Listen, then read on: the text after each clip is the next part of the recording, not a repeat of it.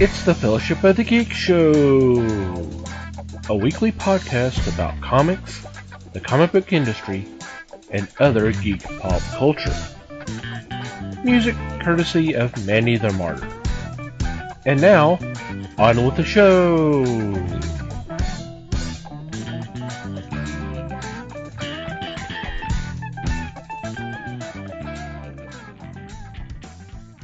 Hey there, everybody. It's the Fellowship of the Geeks podcast. My name is Thomas Schick, and joining me for this episode is Mike Marlowe. Hey, gang. Les Webster. Hello, all. And Liz Newman. Hello, everybody. How are you guys doing? Delightful. Yep, pretty good. 97.3. Okay. Hope everybody out there is doing okay. We probably won't spend too much going over what's been going on in our quarter of the galaxy, because last week's episode was recorded only a couple of days ago. Mm-hmm. So probably not a lot has happened, but the door's open if y'all have anything y'all would like to share with the group. Like some people discovering what they've been doing when they were ill. She may not want to admit that in public. Liz. Yeah. The Fellowship Or is not. putting a new thing together, and we're going to make our own theme song. To kickstart this off, I ordered an automaton. If any of you happen to know what the hell that is, please let us know in like the Discord or on Twitter or something. Please. Because we don't have a friggin' clue. None. I'll find out soon, but like I said, I keep looking at these pictures, and it's like, do you blow on it?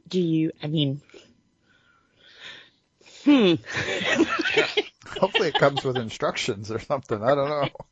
I don't know. It's from Japan. It's from Japan, so there may be instructions, but you may not be able to read them. Right. Hopefully it's better than the troll doll from China. Well, hopefully. But to put it together, it comes from IKEA.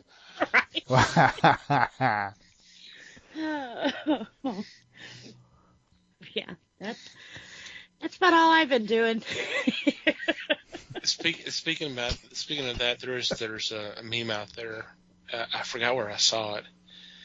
It says, "Today is the IKEA store manager's last day, so we got him a cake, and it's like all the ingredients just sitting there on the table." He's just got to put it together. Nice.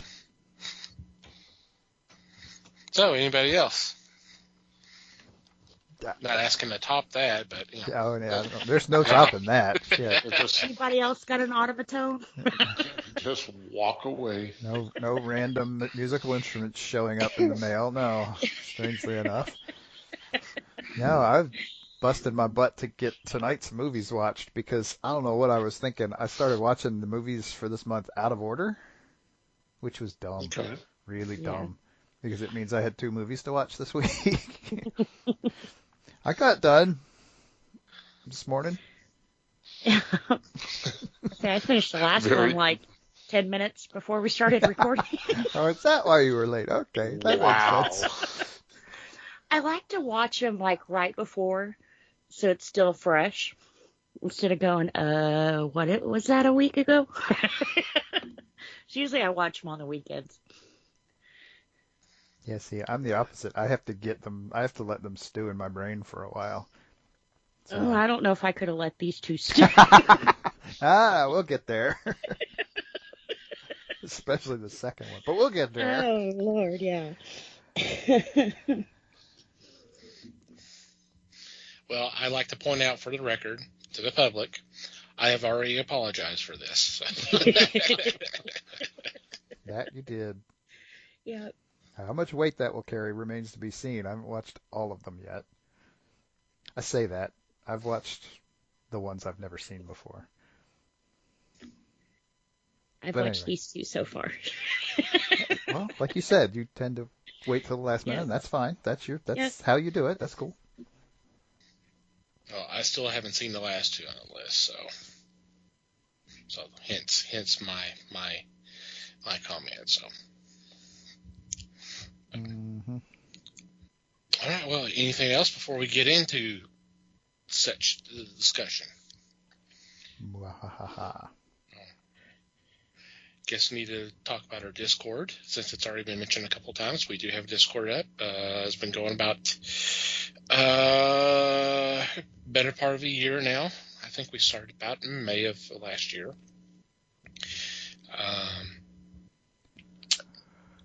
We post a lot of news items and fun stuffs and topics of discussion.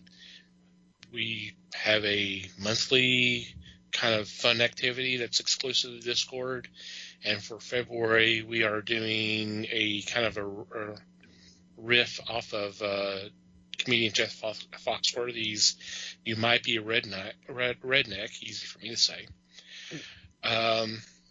You might be a comic geek, and kind of pull the curtain back. I don't remember when I put this list together. I had actually found it a couple of months ago. I had put it together sometime in the past. I don't know how I came up with the idea. It could have been years ago. Who knows? It could have been a couple of years ago. Yeah, definitely. I don't know how I did it, how or why I did it, but I did. And we were looking for something to do for this month. And I'm like, okay, you know what? This ought to work. So we'll see how it goes. It should be fun. Yep. Should be. So Of course, it'll already be in swing by the time this drops, right? Yes. yeah. So we'll have a little bit of an idea by then. If you do not have the Discord app, it is free. Sign up is free. An invite we have on our main page, www.thefellowshipofthegeeks.net, right there on the home page. It's also in our social icons. So you're more than welcome to come join us. We've been having a blast with this, and hopefully you will as well. Mm-hmm. Yeah. Okay. I'm trying to remember when I started. I know we did it last year, but I was last year the first year we did kind of February as a comedy month or a humor month. I'm not sure. I'm not sure if this is I'm not sure if this is year 2 or year 3 of doing this. I mean, the obvious time to do it would be in April with April Fool's Day and all that, but I thought let's do it in February to be different. Yeah, that April's too obvious, I think. Yeah. So for this year, we're discussing spy parody films. And someone's already kind of... Taco doesn't like that. Taco's got an opinion already. Yeah. And we picked ones or I picked one. I'm going to take full responsibility here. That were not so obvious as, say, Austin Powers or Johnny English, although Johnny English was discussed amongst us about going over it. We almost put it on the list. It was almost on the list. But some of these are a little bit more obscure, but it should be kind of fun to talk about. And this week we're starting off with the 2 Derek Flint films, Our Man Flint and In Like Flint. And it starred James Coburn, who's one of my favorite actors. I always thought he was so damn cool. Grasshopper.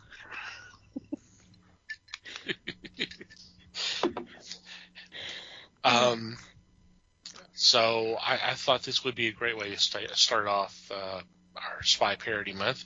So with that being kind of set up, I'm going to open the floor to anybody for their thoughts about these films. Now, I watched The Blob instead of You would. Wow.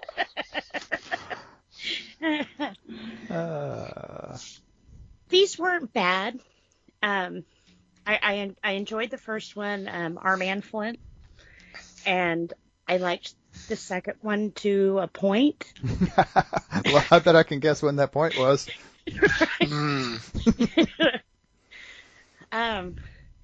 Women taking over the world, and they were kind of like, no, get back in the kitchen was kind of,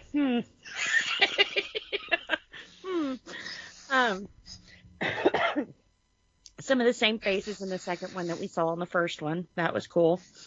I like when they do that because you don't have to catch up all over again.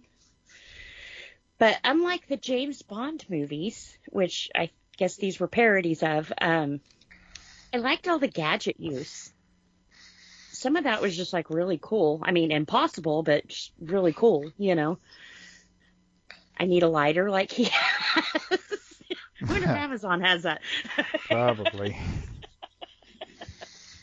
But yeah, I thought that was pretty cool. The use of, you know, little gadgets. He definitely used them more than James Bond did. Definitely was a playboy.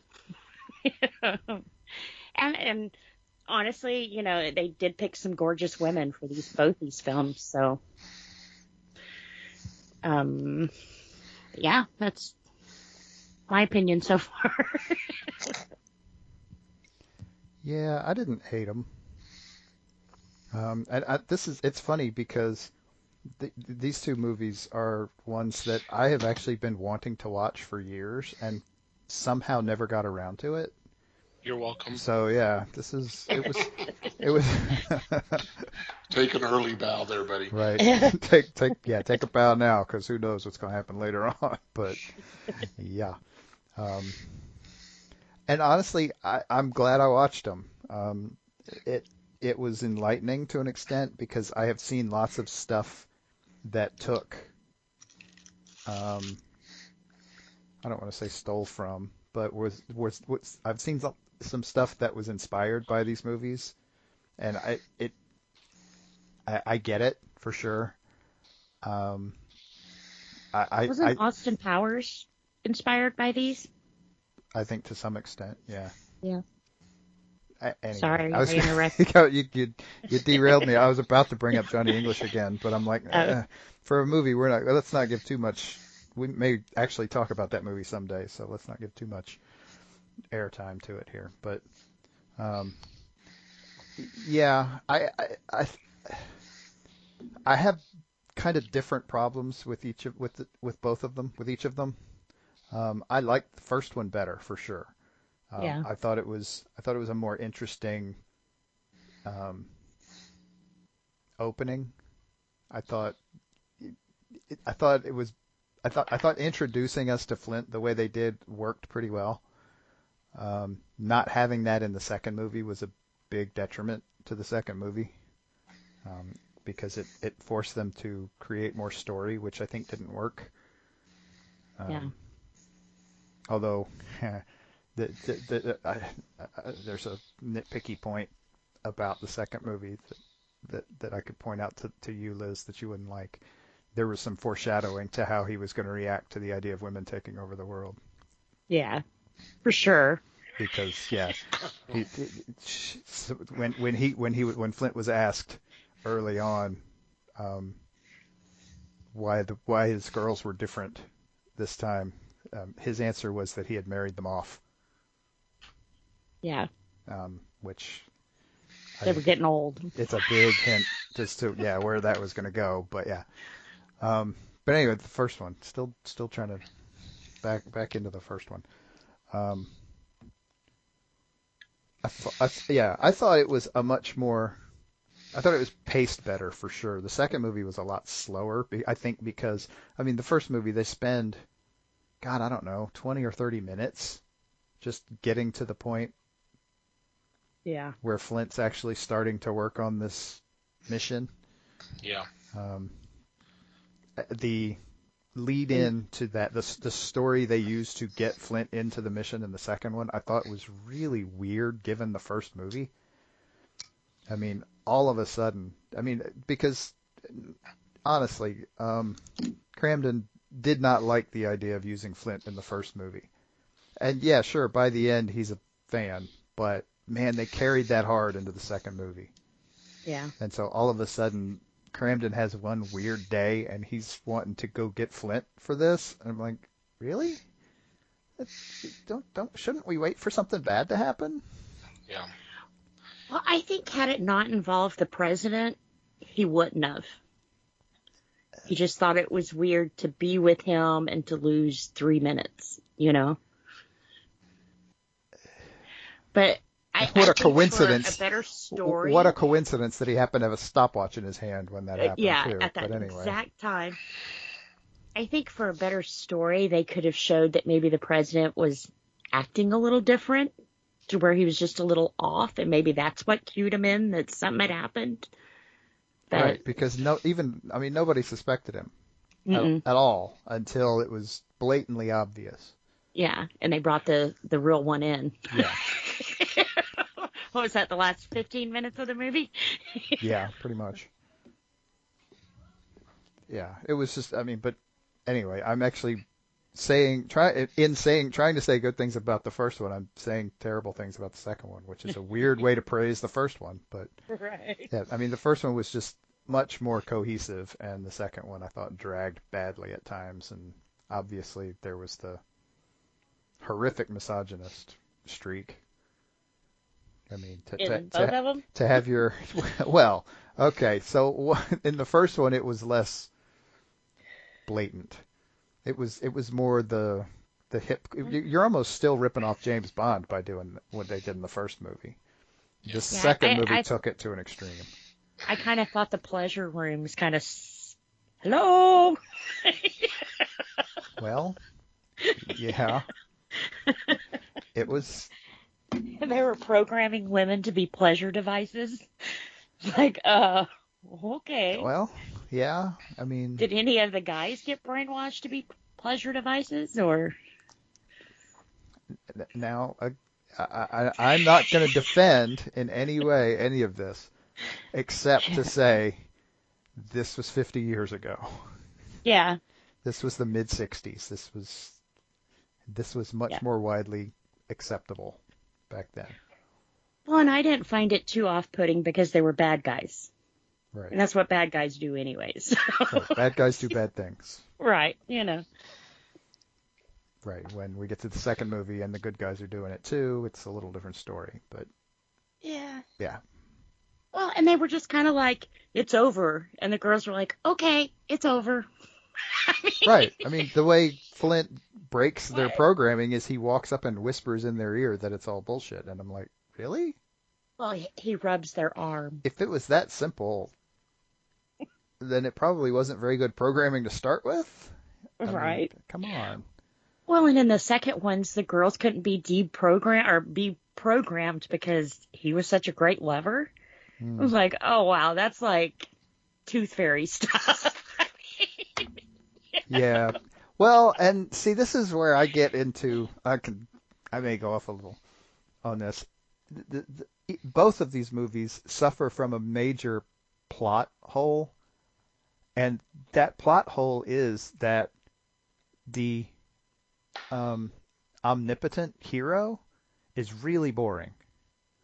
Because you never, if your hero can't fail no matter what he does, that's not an interesting story. Because there's no risk. Which makes these movies, they have to rely on something other than story. And I think the biggest failing of the second movie here was that it definitely relied heavily on story. Because you already knew who this perfect spy was. You didn't have to prove that he was a perfect spy at the beginning to make it interesting. Yeah. And so I think that's part of the failure. And that's what makes the first one questionable too. Yeah. Is that, there's no reason to doubt that he's going to succeed, even when the building is exploding around him. because he's the perfect spy. Why would he fail? Well, they did put him in a coffin once. So, Yeah, but that's because he tricked them into thinking he was dead. Remember? He did that intentionally. he did, but they trapped him in that safe to put him there. So he wasn't always a step ahead like in most of them, you know. Okay, yeah. I mean, sure. But if you was going to trap a world-known spy in a safe, would you leave the plans in there with him? I mean, just in case he gets out, or, you know. It's Well, either it gives him that, something to read. right? It's either that or you have to make up fake plans to put in there. Because if he walks in and the safe's empty, he's not going to stay long enough for you to trap him. Yeah. So there has to be some reading material in there. And it can't be Time or Newsweek because why would he bother? See, I saw that kind of as, you know how when the good guy finally corners the bad guy and the bad guy sits there and tells him the whole plan, but there's nothing you can do because you're about to die, you know. I saw that as a way of cutting that speech out. He got to read it. Right, which is actually, I think slightly more realistic, Yeah. but only slightly. And I'll have to say, not only in these two movies, but all movies where people use guns, they should have like some kind of shooting training because, man, these guys can't fire for shit. They're looking right at you and they shoot the barn next door. You know, it's like, come on. They trained on the Death Star. Mm-hmm. Right? With the stormtroopers. See, that's a fun tangent too. But Yeah. yeah, And how many bullets did their gun hold? It's like, damn, mine only holds 9. Right. They fired off like 20 shots. It's like, dude, what you got? Right. I mean, and I understand it's a movie, yes, but you know, like, wow, he's right there. He's like 10 feet away from you, and you can't shoot him. right. You're allegedly a trained military professional. Right. And you can't. Right. Why in the hell? How did you make it through basic? I'd hate to go to war with you. Talk about friendly fire. Damn.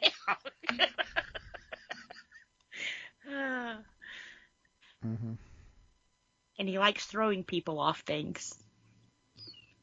Yes. Because falling is cool.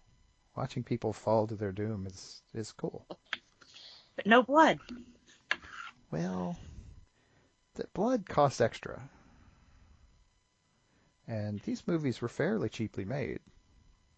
See, I was thinking maybe the censors, but it's like there's women running around in bra and underwear, and they can splash little blood around the scene. Oh no, don't confuse sex and violence because which is actually weird because violence. Well, I guess that's now violence is way more acceptable than sex, but yeah, chicks in bikinis is fine, even especially in the 60s. I mean, it was like practically a staple. You had to have a woman in a bikini at some point. But yeah, again, blood costs extra. Blood would be tapping into a special effects budget that probably was taxed. Oh, yeah. Speaking of special effects. Oh, boy. Did you guys catch the cable on the Eagle? Oh, dear God, yeah. Yeah. That was clearly fake. It was made of rubber. Eagle that hated Americans. It was specially trained to hate Americans, yeah. Wow. He was the precursor of Birdemic. And then when the girls were in the cryovac, when they're showing the glass, you can already see it cracked. So it's like, couldn't he just kick it? Oh, then he wouldn't have to use the lighter gadget thing. True. That he had clearly again used at the beginning on the cue ball. Yeah. So he had to come up again. Once you got out, you had a girl there with you who was one of the main girls. She knew everything about this place. You couldn't just shut the machines off. Right. You had to go break You off have to glass. shatter the. Yeah. Absolutely. It would have been quicker to just walk over to the wall and flip the switch. But anyway. Yeah. Yeah. Not as dramatic, I guess. Got to show off that 5-figure special effects budget somehow. Right. Clearly a light switch is too much of an investment. They can only be red. You can't make them green. Right.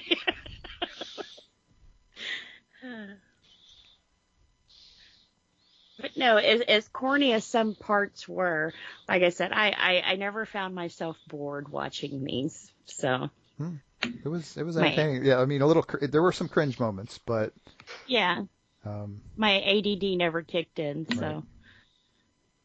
Yep, they were pretty entertaining. Not sure how much I'll go back to them, but they were pretty entertaining. I might watch the first one again. Yeah, maybe. Like I said, I did like the gadgets that he used. I was, Well, go ahead. go ahead. No, I was just going to go off on something else. Go ahead. Your turn. I am going to go the other direction. I like the second one much more than the first. Mainly because the first one was so crammed with things that you had to be introduced to various people. And I understand it's significant, but you're spending almost an hour of just that. Yeah. And then you get to the story. And I enjoyed meeting Zowie. I thought, where the hell did you come up with that? But That was a Batman. stretch, too. Big time. Zowie, Batman. yeah. Well, that wasn't original Batman either. And it was the Zonal Organization World Intelligence Espionage. Right. Because you want to announce to the world you're spies. A stretch. Yeah, wow. Why I remember that, I don't know. I don't either. Because I didn't. But in the first one, the three mad scientists I thought were somewhat amusing because the names did not fit the people. At all. Exactly.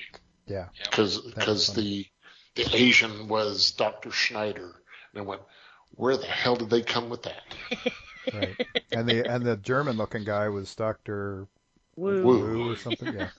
Uh-huh. Yeah. Um, Kudos to them for not typecasting. Exactly. I enjoyed.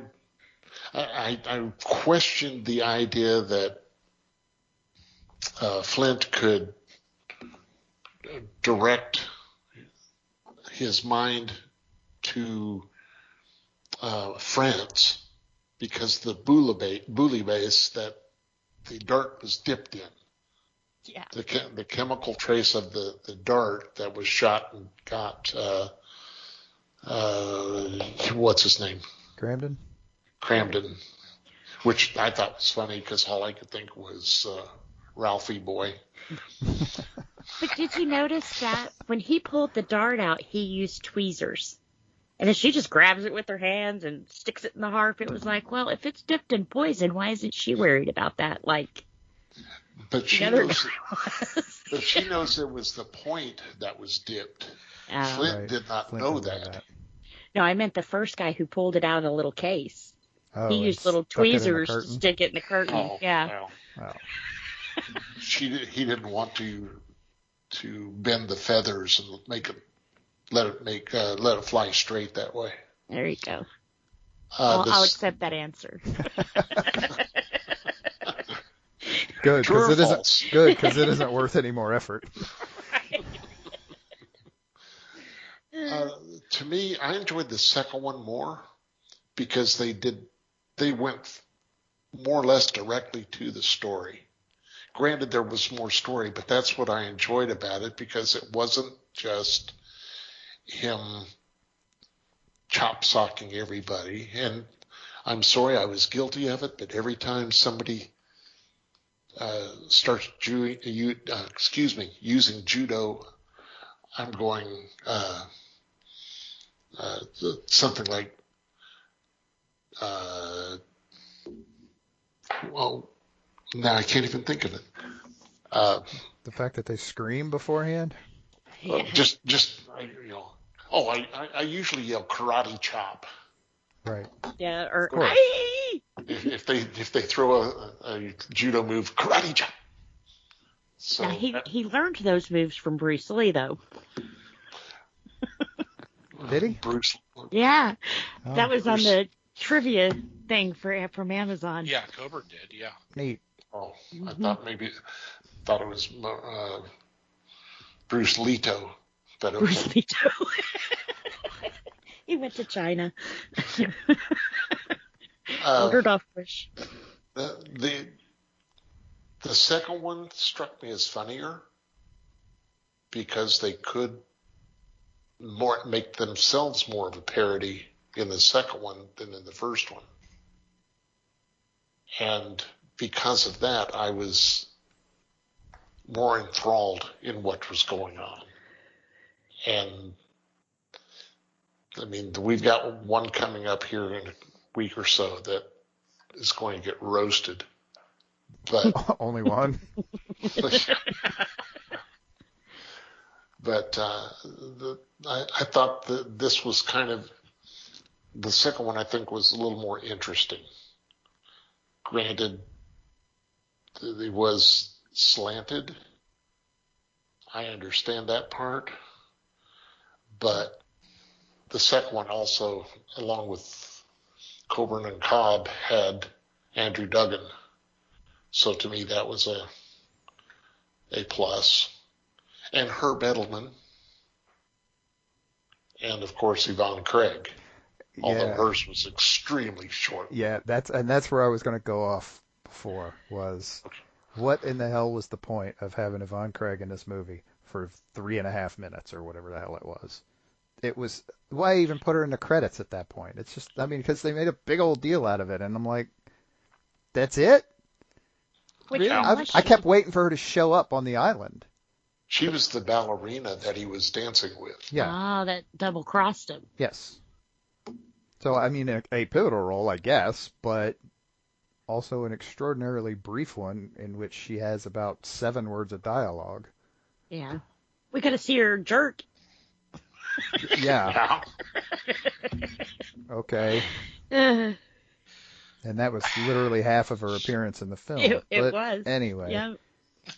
it still was only about 30 seconds. I was disappointed in that, obviously. I liked the concept of the first one, that if you rule the weather, you rule the world. That was kind of interesting to me. And I guess I never understood what they were going to do in the second one. They were going to control the space station. Yeah, they were going to arm the space station with nuclear weapons so they could control the world. Okay. They would be the ultimate power because they could just nuke your ass from orbit. Because it's the only way to be sure. Exactly. Yeah. Because you can't really go up there and stop them without them seeing you coming. So. Right. Unless you send Flint, Yeah. who then will just blow open the hatch and float Swim over to the rest of the other way. float over to the other spaceship and hang out with the lady cosmonauts for a while. Hey, it ain't any worse than Moonraker. Right. Oh, no. Well, in my understanding, Flynn is supposed to, they were making fun of, was it Earl Flynn, who was supposed to be a Romeo? And they said that's how they got the name in, like, Flynn, because he was in and out. But, so I can kind of understand why they played that up a little bit, And, of course, James Bond, he always had the Bond girls. But... Mm-hmm. I don't know. I think they kind of played that up a little too much. I think they leaned on it a little hard. Yeah. I think that the second movie would have been better if they had not um, done such direct reference to the James Bond films. I mean, honestly, there were only about 4 out at the time anyway. I Yeah. mean, the books had been around a while, but the second movie is 67. You've got, I think 4 Bond movies at that point. So it's not that, they're popular, but it's not that big a deal. It's not worth picking on that much. They could have even taken the parody idea and gone in some other directions with it, and I think it would have helped greatly. I think it would have been a more interesting story if it hadn't have been about world domination again. Yeah. Well, calling in the big guns, it had to be something big, you know. Did it though? Because the way Cramden walks into Flint's apartment with I think something weird happened, but I don't know for sure. But the stopwatch said 3 minutes had passed, and that's a pretty flimsy story Yeah. to start with. I wouldn't assume world domination from that. So make it a little smaller scale, you know. Yep. And speaking of walking in, his dogs were absolutely gorgeous. That was hilarious. The dogs were funny. Yep. The grabbing their hands and dragging them into that was cool. I like that. Just smile. Just smile and I'll let you go. Oh man, and credit where credit is due. Lee Cobb. Yeah. Oh my God, he was fantastic in this role both times. Yep. He was greatness. I mean, He Coburn was. was awesome, but Cobb I think makes both of these movies because he's just as over the top as Flint, Yeah. just in a different way, and it just works. Damn different from 12 Angry Men, that's for sure. Oh boy. Yeah. Uh-huh. Just a bit. Y'all mentioned names earlier. Did y'all catch the name of the bad guy that Flint beat up in the bathroom in the first one? Hans Gruber? Yeah. Yeah. I guess that's better than falling off the tower, right? Mm. Yeah. Yep. Getting kicked off the roof of a high-rise by some cowboy. Mm-hmm. Yippee-ki-yay.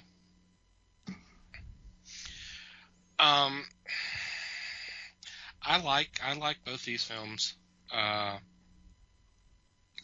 Probably I may edge toward the first one more than the other one, but I like them both.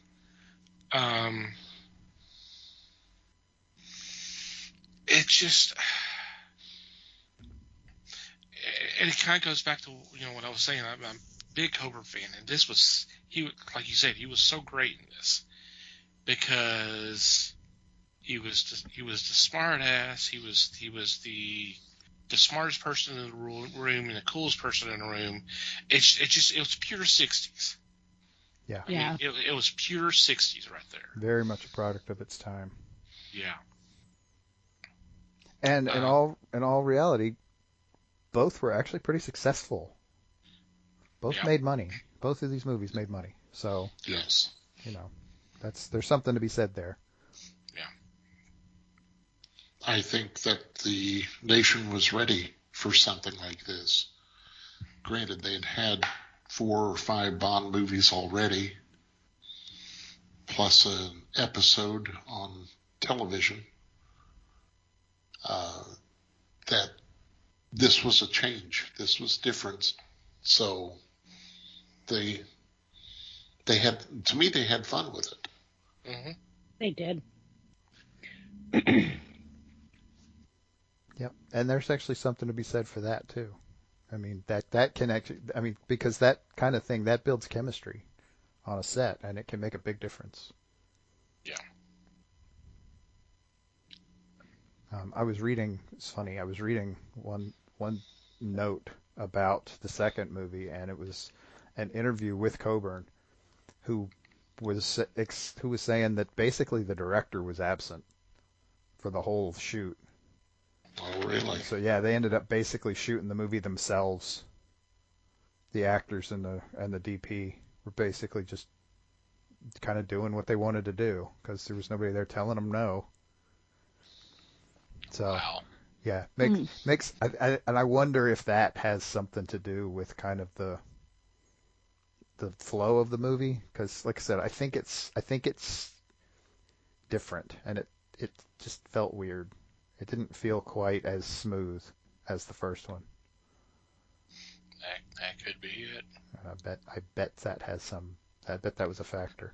Yeah. Yep. Definitely could have played a part. Liz, you talked about Austin Powers. Mm-hmm. They say this on Wikipedia under In Like Flint. In The Spy Who Shagged Me, the main character, Austin Powers, while was on a honeymoon with his new wife, Vanessa Kensington, switches on the TV to a scene from In Like Flint. And he mentions to Vanessa that is his favorite movie. That's cool. So it kind of did. And it says that the car phone in Powers' movie had the same ringtone but reversed as the Zowie telephone in the beginning of the film. Yeah, the one where the president calls him. Yeah. Yeah. Yeah, because I'm seeing that on for Our Man Flint. They mentioned that. They also mentioned it was used in Hudson Hawk too. Yes, it was. Mm-hmm. It was actually used for a set of electronic handcuffs. And also the submarine from the first movie was the same one they used in the Voyage to the Bottom of the Sea. Ooh. Stock footage? Woo. Yeah, Nice. Again, budgetary stuff. right. And also one other thing I found kind of interesting, when he stopped his heart and he was on those two chairs like that, Mm-hmm. they say he can really do that there was no special effects or anything used to that, so they had to work it into the script so people could see that he really could do that. That's cool. Given that you could, in the second one, when he was skydiving, you could see the wires. Right. Yeah. It's kind of cool that they didn't have to use them for the chair thing. Yep. And they also said that James Brolin appears in the first one unaccredited as a technician. His total time was about 8 seconds. Oh, that long, huh? Well, I don't think that got a SAG card for him. Pretty sure you have to have dialogue for that, don't you? I think so. And he appeared again at the end for 50 seconds. So he got about a minute. When everything was blowing up? Yep. He got a longer death scene than he had earlier in the movie. That's great. And I definitely love the music. I did too. Jerry Goldsmith. Yep. Yeah, I saw his name on those, and I was like, wow, that's cool. Yeah. Amazon had said something about the music. Let me see. Of course they did. Well, something about a band recorded it later, like note for note. Wall of Voodoo. Yep, Wall of Voodoo. See, you laughed, didn't you, pal? I did. Ah, and it's best known for its early release Mexican radio. Do you guys remember that song? I'm on a Mexican radio. Do do do do. And the fun thing about that, Liz, I was hoping to forget it, but thanks. He was singing it all night. And probably most of the week, but yeah. And they said it's also in the updated remake of Johnny Cash's hit Ring of Fire. Hmm. Why would you update that? Johnny Cash? Mm-hmm. Yeah, Johnny Cash did Ring of Fire, dude. Yeah. That I know. The whole thing they put, it says the odd guitar melody played throughout the movie, which is used almost note for note 14 years later by an up-and-coming band, is testament to the enduring quality of the composer's music. The band Walla Voodoo, best known for its early 80s hit Mexican Radio, uses a strange note progression in its they did the updated remake of Johnny Cash's Ring of Fire. Yeah. Their version, however, is a 5-minute longer experiment and which would later be termed as techno music. Okay. Its mechanically programmed background rhythm and synth-heavy adaptation paved the way for later bands, but it is the use of the riff from this film performed nearly musically verbatim that makes their version so intriguing. I'm not sure intriguing is the word I would use, but okay. It's a ripoff. Well, I mean, okay, you could argue sampling, but I don't know. I haven't heard it, so I'm not going to get too judgy, but whatever. Anyway, Jerry Goldsmith. And Raquel Welch was originally considered for the role of Gilligan, or the role that Gilligan plays in the film. Well, they didn't have to change her name for that then. Well, wasn't her name Gila? Yeah, Yeah. it was. Well, I noticed a couple of his girls, they didn't change their names. Why? I'm not sure. No, I mean, why change their No, names? why would change it? Oh, It's not. yeah, It's not like they were hugely involved in the plot. Right. true. They were damsels in distress. And honestly, they were damsels in distress that he didn't even know about until he walked in and saw them. So they weren't even very good damsels in distress. Anyway. Yeah, I was the other thing. The one of the things that also stuck with me in the first one was Edward Mulhare. Mm-hmm. I was kind of looking at him through in every scene that he was in, going, why does he look familiar? And I had to look it up eventually to figure it out. It was because, I mean, he was on Knight Rider Yeah. later from then, but obviously that I experienced first.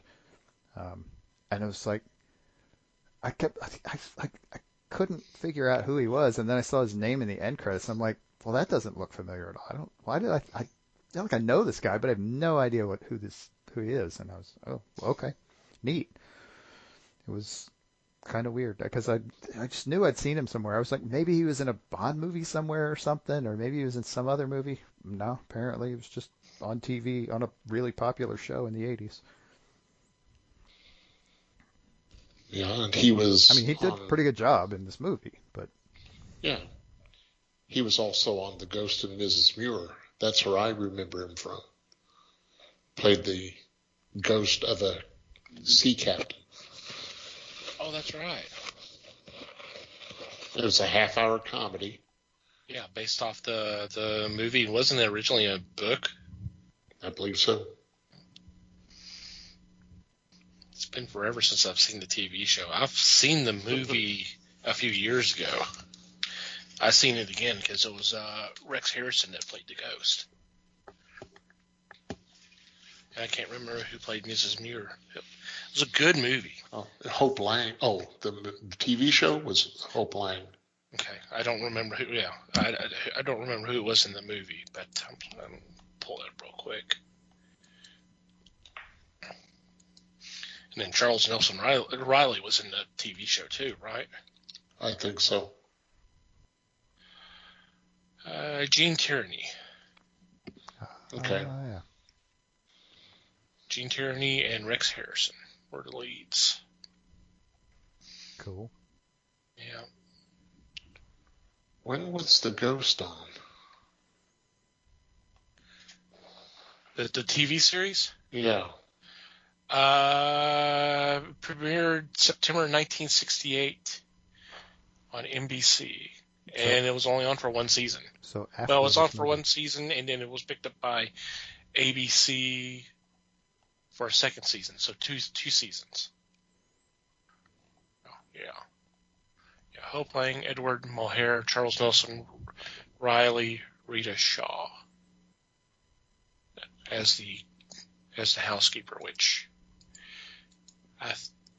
Rita Shaw, who was also Mary Poppins as a housekeeper. So Kind of typecasting there, but okay.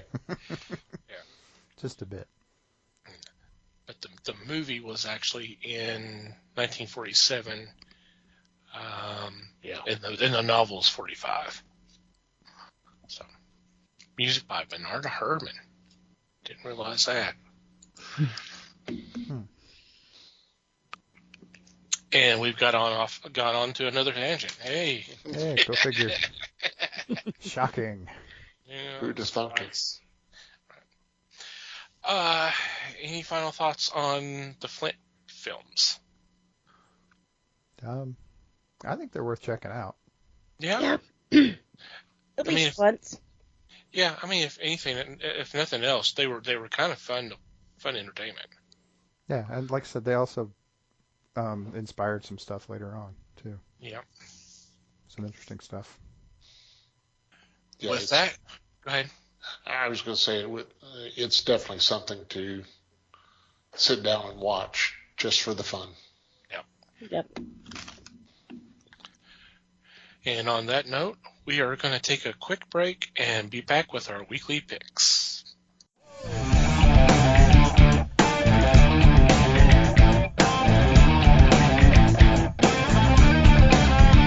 And we're back, and it's time for our weekly picks. And leading off this week is Les. Thank you, sir. My first choice comes from Little Simon. This is Pup Detective #1, The First Case. This is a new series of graphic novels where pup detectives at Poston Elementary join forces to fight crime. To me, this is going to be a fun series for kids to start reading and get in early to understand what's going on. This, to me, could probably be as big as some of the book series that are out there. So I'm kind of looking forward to this. I can probably see myself getting a copy off the shelf itself. So I'm in on it. Cool. That is pretty cool. Yeah. Alrighty, Liz, you're next. Okay, for my first pick, I'm going with a graphic novel from Storm King Comics called John Carpenter Presents Storm Kids. The Grimmstown Terror Rise of Candy Creeper. Say that 5 times real quick. No. 5 times real quick. What? What? There you go. No, 4 more times now. We've seen you do it. Why would we try? This one sounds like a cute book. I'm assuming it's all ages, but it follows Hansel and Gretel as they face off with nefarious witch that commands ghouls, ghosts, and goblins.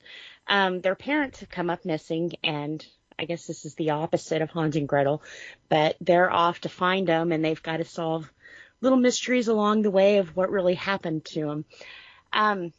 All collected, I think they released this right as a graphic novel. I don't think it's ever been floppies, but it sounds like a really cute story and definitely a good twist on Hansel and Gretel. So definitely pick this one up. Because when I'm looking for a cute story, I go with John Carpenter. Right? That's right. That is my go-to for cute stories. No, I think it sounds cool. It does. Lots of magic and stuff in it. Awesome. Alrighty. Mikey, you are next. Okie dokie. So we jump from fairy tales to high fantasy. My first pick is from Boom Studios, and I am picking Orcs, #1. This is from Christine Larson, who is probably best known for her work on Adventure Time. And this is the story of a group of orcs who have been banished from their village based on a prank gone wrong, and they're out in the real world, in the regular world, basically running around adventuring and having a good time. This honestly, and I mean, maybe we're going with a theme here, but I thought it sounded cute in its own way, and the way my brain works. Maybe that's a little warped, but that's okay. I think it sounds like fun, and I'm recommending it. Sounds good. Nice. That was on my radar too. Oh, cool. Maybe I'm not so warped after all. No, wait, you're Yeah, thinking you you're are. talking to me. You're talking to me now. Yeah. Alrighty. I'm next, and for my first choice, I'm going with a new book from Marvel. I believe it's going to be a miniseries titled Morbius Bond of Blood. And the story is Morbius has encountered the son of his research partner. Because if you're familiar with the story, Morbius was suffering a rare blood disease, and he was working on trying to find a cure, and it turned him into a living vampire. His first victim was his research partner. Well, now fast forward to today, the son of his research partner has a very rare disease, blood disease, and is coming to Morbius to help him. So I like the idea. It's Morbius having to face his past, which he already has, regrets about, all the people he's had to kill to survive. But now here's the very first, here's the son of his very first victim who's suffering from something similar that he had to deal with. So it's a nice little I don't know what you want to call it, twist, or just it's a nice little story idea. I like it. So this would be interesting to see how this is played out. Cool. Yeah, Nice. I think so. Mm-hmm. Good to see them pulling Morbius out again. Yeah. Well, I mean, we were supposed to have a movie come out, but we don't know when that's going to be now. So I'm sure that played a part in it. But hey, whatever it takes, because I do like Morbius. Cool. So, all right, Les, you're up again. My second choice deals with the infamous mobster Alfonso Carboni and his two hitmen, Gene Rizzo and Devin Grace. This is a comedy called Paranormal Hitmen by Behemoth Entertainment. And in this story, you're going to have a mysterious government agency, and the two hitmen will have to hunt and kill ghosts and, of course, deal with Alfonso Carboni and his men. I like the sound of it. I think this could be a lot of fun. It does sound fun. Neat. This was on my radar. This was on my list. So I'm glad that you chose this one, because I definitely like the idea. So, That's cool. Yep. Alrighty, Liz. All right. For my second pick, I'm going with Shadow Children #2 from Absolute Comics. In the first book, we learned where Elsewhere was. They say it's just a step off from reality. It's kind of whimsy, kind of terror-y. But they introduced us to a guy named Kerju, who was like a Pied Piper. And there's something weird about the children in Elsewhere. They're born with powers, and either they'll turn out good or they'll turn out bad. So in the second issue, this one here, this Pied Piper has turned some of the kids, and one of our other characters, Brian, he's like gone. He's like really gone. And we're going to see if the love of Jessica can light his way.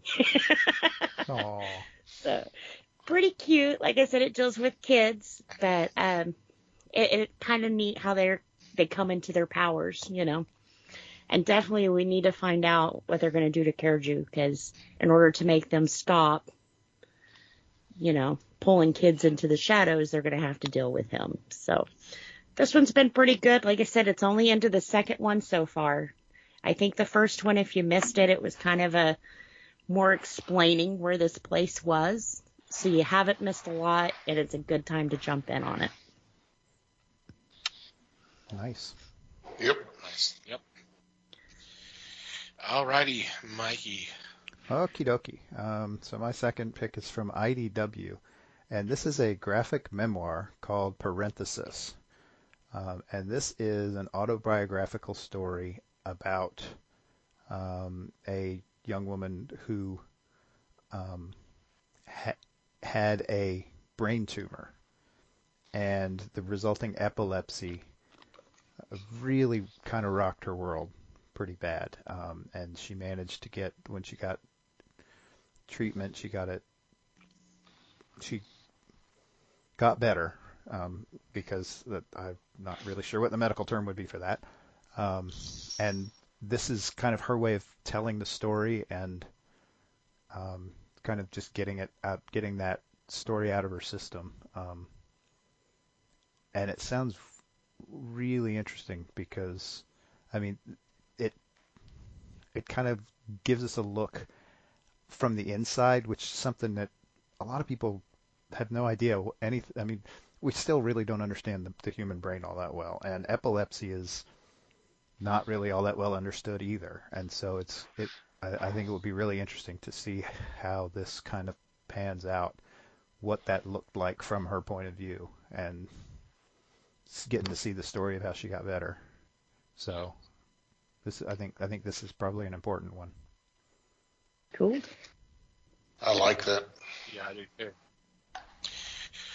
Alrighty, for my second choice, I am going with Marvel Comics again, and this is Morbius, and this is the epic collection entitled Living Vampire. And this collects the first appearances and stories involving Morbius. We see his origin. The issues that are in this one is Amazing Spider-Man 101 and 102, Marvel Team Up 3 and 4, Fear issues 20 through 26, Giant Size Superheroes number 1, and material from Vampire Tales 1 through 8 and Giant Size Werewolf number 4. So if you're not familiar with Morbius, and like we mentioned a while ago, just a couple minutes ago, there is a movie on the way. This will kind of give you a little background, and it'll definitely give you some background with the new series that's coming out the same week. So definitely check this out. Cool. A little bit of a Very theme nice. this week. Yeah. Yeah, I have a thing this week. Alrighty. Any special shout-outs or mentions this week? Not me. No. Nothing here. Okay, we will go ahead and move on to our regular shout-outs. First, I want to thank Pop Dose of Culture Podcast Network for allowing us to be part of a great group of fellow podcasters. Definitely check them out.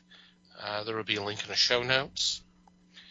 We also want you to check out the fine men and women who make up Potter and Family on Twitter, who've been so kind enough to spread the word of the fellowship by retweeting our links. Recommend that you check out their fine work. Easiest way to do that is to do a search, hashtag Potter and Family as one word. Just scroll through, and whatever catches your eye, click on that link, download an episode, and hope you have fun. Thank you guys, as always, for your support. Manny the Martyr, thank you guys for supplying the music to our podcast. There'll be a link in the show notes. You can check out their music. Thank you guys. And finally, you, dear listener, thank you for downloading and listening to today's episode. We do appreciate your support as always.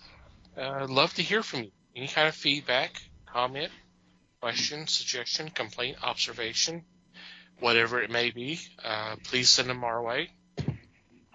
And there are several ways you can contact us.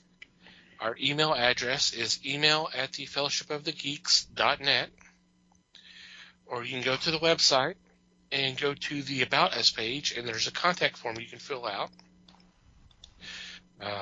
We've already mentioned our Discord. By all means, you can join there, and you can reach out to any one of us, send a DM, or you can just post in our feedback channel of the Discord. We do have a Facebook page, The Fellowship of the Geeks. Feel free to follow us there, and you can contact us there if you'd like to. Obviously, we're on Twitter, @FellowshipGeeks. Feel free to follow us. If you'd like to follow our personal Twitter accounts, Mike can be found @MikeyGeek. Liz can be found @LN_geek. Quote-unquote Les can be found @FakeResWebster. And I can be found @TomTCGeek. And from wherever you download our episodes, if you would be so kind as to rate and review our show, it would be greatly appreciated. Anything else before we say goodbye? Just thanks, everybody. Thanks, everybody. Thanks, and join us on Discord. Mm-hmm. Thank you for listening, everybody. Until next time, geek on, my friends.